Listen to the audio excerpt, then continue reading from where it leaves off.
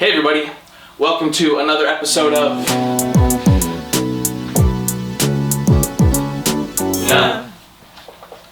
So, one of the most common questions I get from people who are just getting started on making their conlangs is, how do I use the elements of language to make my conlang have the vibes and aesthetic that I have in my head? So I have my own answers to give, but first I asked my Discord people to see what they had to say. Of course, Eternal says more ridiculous equals better, obviously. Either I come up with a few random features and base the aesthetic on natlangs with those features or similar ones, or I think of the area I want the lang to be spoken in and base the aesthetic on natlangs spoken in similar areas. My typical thought process, you say? Pain. Stealing from real-world languages, more pain. Stealing from other conlangers, even more pain. Coming up with something by myself, scrapping everything because it sucks, and starting again from the ground up. Oh, and did I mention the pain? Usually I try to create something not so much with a specific vibe, but I either to create something with a similar vibe of an old conlang by copying elements of it, or try to create something new entirely. When I create a new conlang, I usually don't know what kind of vibe it's going to have, but I do know when certain sounds will contribute to that vibe. A language stew. I try to find natlangs that I like the vibes of, mix them together a little, then find any other types of features I want to throw in. What kind of stories do I want the phonoaesthetics of the word forms to tell? If the people of this culture are breve and laconic, I want the grammar to reflect it.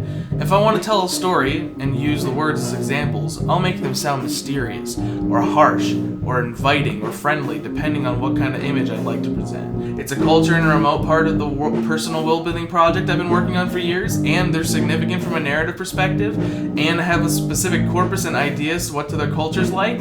You bet your ass I'm making a proto-language carrying it through 3,000 years of evolution, well-defined phonotactics, a beautifully crafted aesthetic to both individual words and how the sentences are constructed. Think like a shit poster, but also put what you love into it.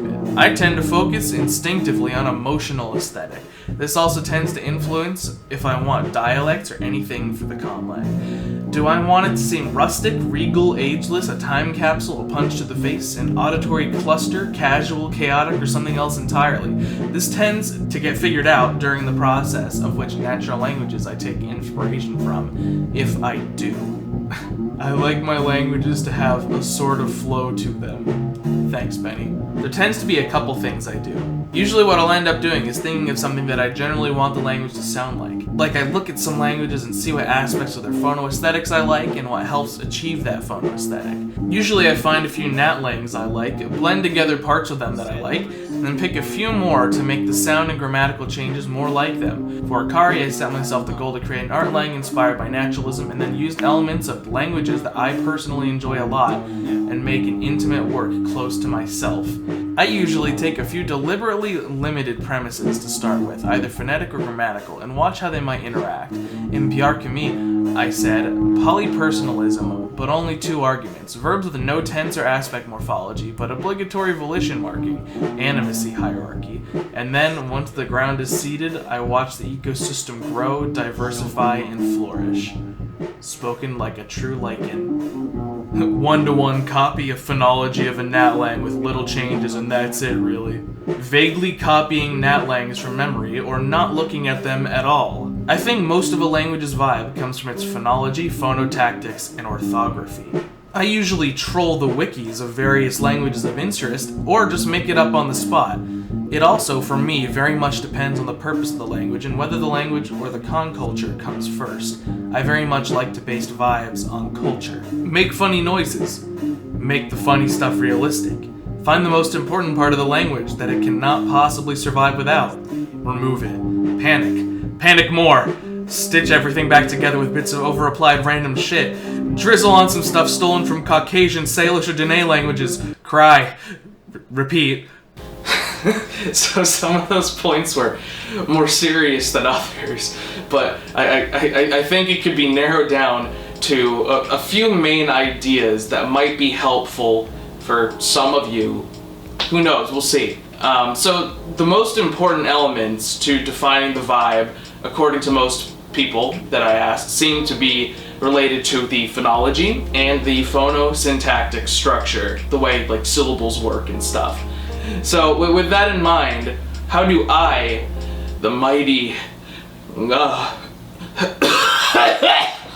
do this? So it actually lines up with everybody else's points pretty closely, like pretty much exactly. If you're not in the Discord server, you should definitely join it. There's like a ton of cool people on there who chat about conlangs every day, and we have a lot of good memes and stuff too. Anyway, so since we're focusing on non-curse languages right now, let's talk about Nat Lang inspiration. So when I'm making a language for the Dog Days world that the comic takes place, the Grammar of the Autogene Language book, etc., I often seek a couple core goals. First, I choose 2 to 4 real-world natural languages with their aesthetics, their feelings, their vibes, their sounds in mind. Second, I descended from the proto-language in a moderately realistic way, not 100%, but moderately realistic way, so that I can reach the sounds and stuff that I want from those languages I selected. And then I also, third, make sure that it contains a couple standout features that still have some kind of real-world parallels. So for Notion, for the vibe, I wanted it to sound somewhat like French and Russian, but still not French or Russian, if you know what I mean. So I had to descend it from Proto-Cercahelan, Phosphon, and to do that, I used sound change appliers to do 11 really massive and sweeping changes over 6,000 years that eventually led to the Frenchy and Russian-y sounds and phonotactics that I wanted. And it happened gradually through each evolution, piece by piece. Now, the standout features, I wanted thick consonant clusters, kind of like English and Russian and other Slavic languages generally have. But I also wanted distinctions between long, short, and nasal vowels in order to kind of emulate the feeling of French while not emulating the reality of French, right? I don't think French has like a 3-way distinction in that way, but Notion does, but because it has the nasals in there, it still has a little bit of the French feeling that I was looking for. Now, keep in mind, the vowel system in Notion is definitely not the same as in French, nor are the consonants in Notion the same as the consonants in Russian. I just chose key elements that a typical like English speaker like myself would associate with French or Russian, even if like the specifics in your conlang don't match up to reality very much at all. Just has to a little bit, enough to make people think of it, to catch that vibe. When I think of French, I think of like uvular ra and ras and nasal and non-nasal distinctions in vowels like ah and ah, stuff like that. So I included those things, even though the Notion vowel system is like way bigger than the French vowel system. It still carries that kind of connotation, again, like to an English speaker's brain, right? There's a problem with this though, that you probably already know, and it's like subjectivity. An English speaker might have different perceptions of what the vibe of French is than like a Catalan speaker would, and so on.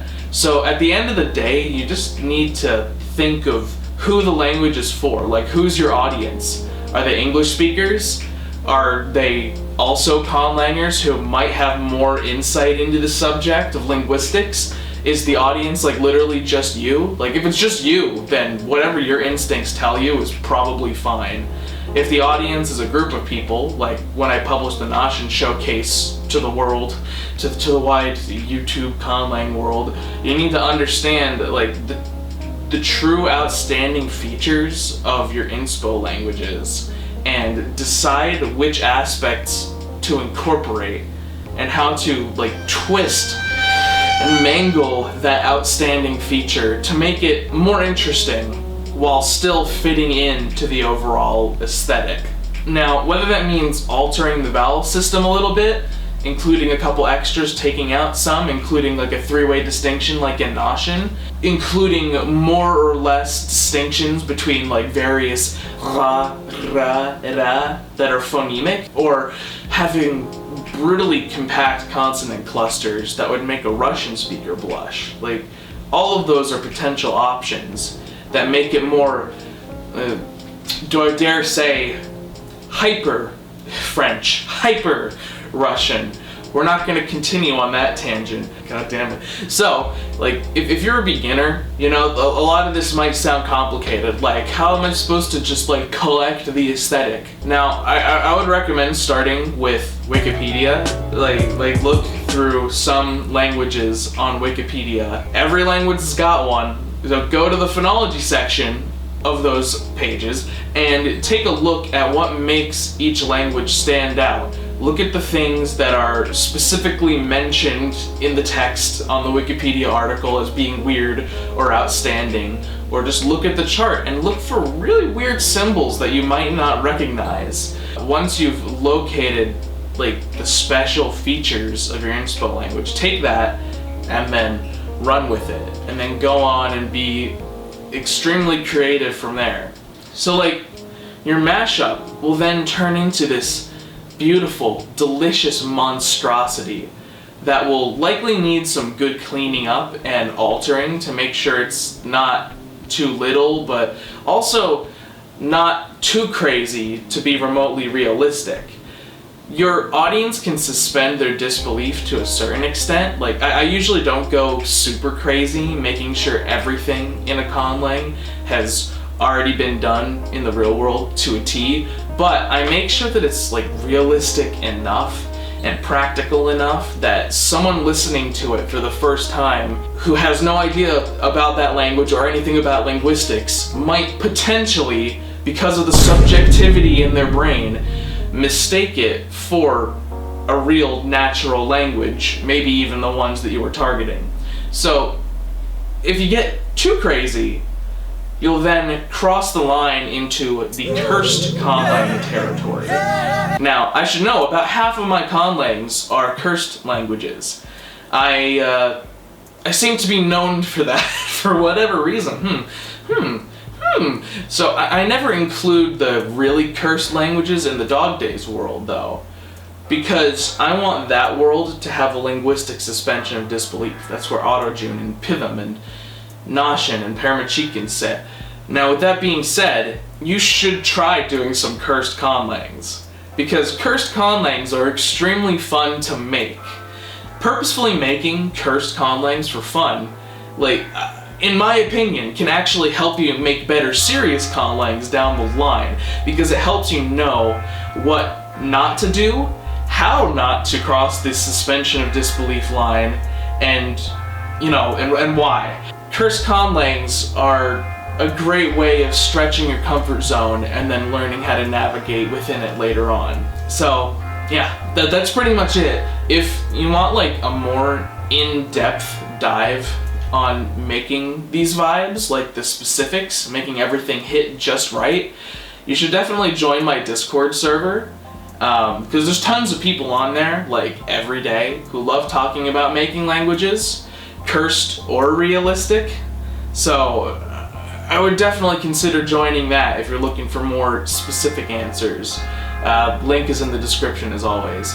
Subscribe as well, join the ŋimp, become a ŋimp, and special thanks to the lovely patrons on patreon.com/nga who support me through my chaotic toils and get to witness behind the scenes action, comic stuff, that can recommend video subjects and more. So thanks a lot to y'all. And I also have a special little recording from Benny for the end of the video. So thanks for being a patron, Benny. I'll see you on Discord.